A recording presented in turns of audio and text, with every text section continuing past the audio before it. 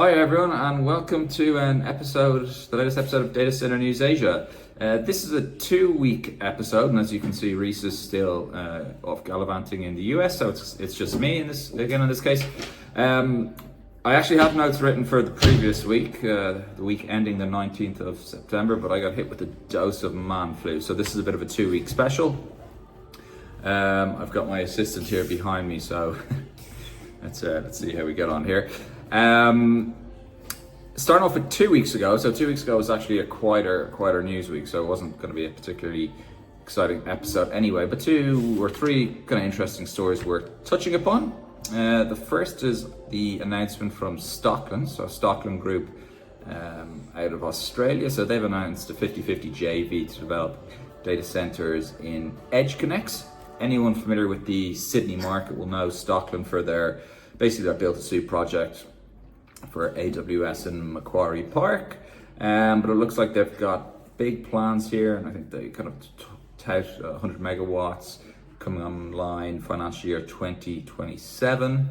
The first one is M Park, which is Macquarie Park, but they also have plans to develop, I believe, in other sites across Sydney and also Melbourne as well. So that's an interesting one there coming out of Australia. Heading across now to Mumbai, and this was another announcement by Princeton Digital Group, PDG. So they've announced a deal with FlexiDAO and Tata Power Renewable Energy, TPREL is the acronym for there.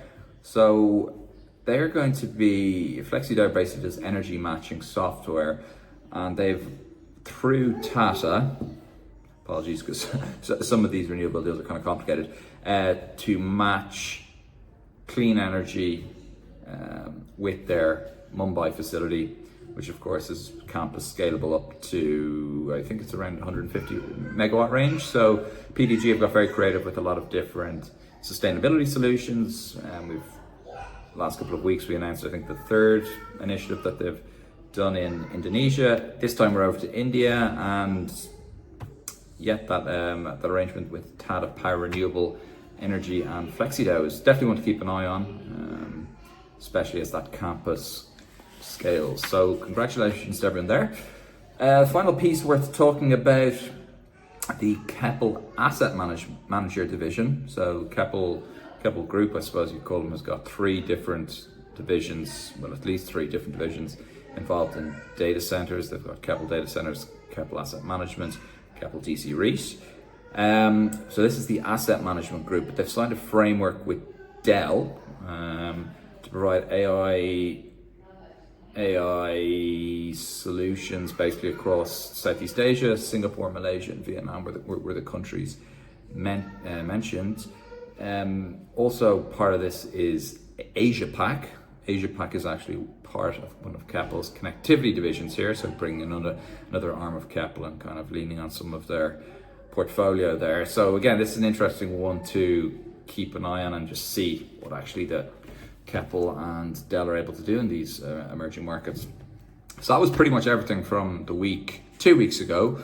Now if we fast forward to end of this week, so stories from Friday the 26th, quite a lot to cover here, so I'm going to be going through these stories relatively quickly, especially since we've already taken up a bit of time. Big news again coming out of Australia was ISPT launching a SEARS application, tagging a project at the 5 billion Aussie mark. So this is, I think, a campus scalable up to 1 gigawatt. Mom, just carry me. Yeah, I'll carry you in a minute. 600 megawatts to 1,000 megawatts being developed in the Kemps Creek area. ISPT, of course, is not an operator. There is an operator behind this project, one of the well-known Aussie ones, and they're kind of following what some of the hyperscalers have done previously and used an intermediary to launch the application on their behalf. So big project worth keeping an eye on.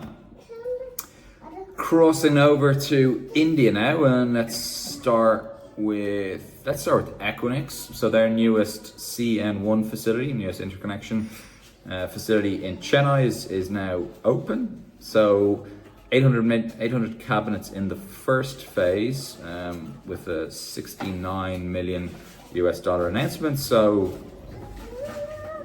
difficult to give a megawatt exactly around this, but I would estimate this probably must be in probably the 10-ish megawatt range. Equinix's densities are generally getting heavier, and yeah, so the $70 million would kind of support a facility of about $10 million in that market.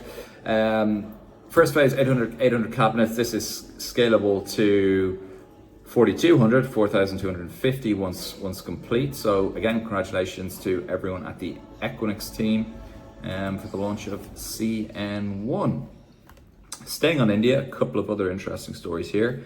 STT GDC, so obviously Singaporean firm here with a significant position in India. They have bought 24-acre site in Mumbai, in Palava City. So Palava City is, I haven't actually been there to the best of my knowledge, but it's in between Thane, which is kind of north of Navi Mumbai, and then Navi Mumbai itself. So it's kind of in between those sub-markets.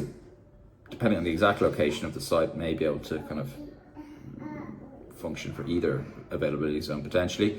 But that's STT, new management team, kind of making a bold statement with that site there. Congrats again to them. One more story from India. Yes, here we are, Lumina CloudInfra. So Blackstone Group here, I should say. Probably most famous for their 300 megawatt campus, I think it is, in Mumbai, but they have acquired land to develop a 60 megawatt facility in Chennai. So there's been no official announcement, but CEO was liking a couple of announcements, and I think reshared a post made by one of the media outlets in India. So I think this is kind of, while not officially launched, I think it's kind of cat is out of the bag. So yeah, congratulations to the Lumina CloudInfra team. That 60 megawatts will complement the Mumbai offering nicely. Now to Hong Kong. So Hong Kong's Grand Ming Group is potentially got a buyer for the various assets that they have in Hong Kong. So Grand Ming Group may not be, not everyone may not be familiar with that name, but the data center division, or the data center arm, is iTech Towers. iTech Towers 1 and 2 are two assets which have been kind of retail style facilities for a number of years, but they do have 3.1 and 3.2 in development. And there is someone looking at this for apparently $675 million. A couple of months ago, Reese and I had reported that Bain could be the interested party, but understand that this is a new entrant. Next to Tokyo, so quite a few different interesting stories here. Digital Edge, TY07, the asset that Digital Edge are developing with Hewlett Group. So this is their, well, I think the 7th asset in Tokyo, a couple hundred meters away from TY02. So I think Reese and I first mentioned this site in early 23. So this site is now launched. It's a relatively small one. It's a kind of a retail facility downtown Tokyo. Just shy of the 5 megawatt range. But again, big milestone for Digital Edge, and again, congratulations to the team for that facility being launched. Staying in Tokyo, Google have secured an additional 15 megawatts via 15 megawatt virtual PPA with JERA Group for their Inzai site. So this is going to be solar, coming online March 2027. JERA seems to be the group that's organizing it, while the energy itself is being generated by a firm called West Holdings. So they've had a couple of announcements around acquiring renewables for this site, and this is just the latest one. So again, congratulations for everyone involved in that. Keppel have also actually, Keppel DC REIT, I think it is on this occasion, they've also announced that they have acquired Tokyo Data Center number 3. So this is a leased facility to a hyperscaler. So they've acquired this facility for $555 million in the Inzai area as well. So congratulations to Keppel on that deal. Moving, I suppose, west now off to Tokyo, and Warburg Pincus will be will be funding a facility put together via DC ConneX and Wide Creek Group, I think it's called, to develop an asset in Seoul. So there was conflicting numbers around the IT of this, and I haven't had an opportunity to clarify with Jingwen. Some of the article mentions 80 megawatts, and then some of the article mentions 56.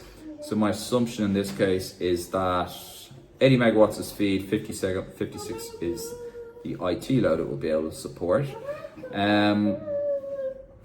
But this is an interesting one. Obviously, Warburg Pincus have a couple of operating vehicles already, PDG, Evolution Data Centers, of course, but obviously still have significant appetite to pursue opportunities when they come across them.